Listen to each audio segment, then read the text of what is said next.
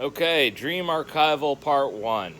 So, the dream I had the night before last night was started off where I was in this beautiful house with a with the normal type of triangular type structure, almost not triangular, but the roof. You got the triangle roof, but there was like a glass part on the top of it that had a ladder leading up to a greenhouse that had a square four-sided pyramid type of um, glass greenhouse, but then you could go down and go into the rest of the house, which was based off of that two-sided triangle type of thing. And then there was multiple levels of this house, okay?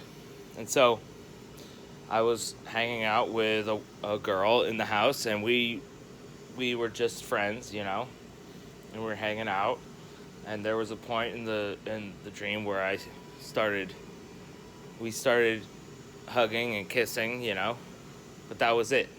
And then eventually the Russians came in, and I had to defend the house from the Russians, bro.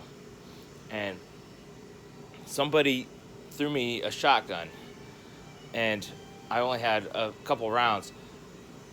But basically, what happened was we were running through the house, and every part of the dream was like another level. And so we were trying to defend from these invaders. And I shot somebody. There was, I think I was defending the house with the father of the girl that I was in the house with, and I had a stun gun, and I shot it at one of them. But I think it basically at the end of every section of the dream, I failed. Or something happened. It's hard to remember every detail, but basically, the next part of it was something I can't quite remember. But then the other part after it was where there was a centaur trying to attack me with wooden spears, and I was um, dodging them. But eventually, the centaur got me. And then I went to the next level though because that was part of the dream. It was like a whole storyline. It was pretty crazy actually.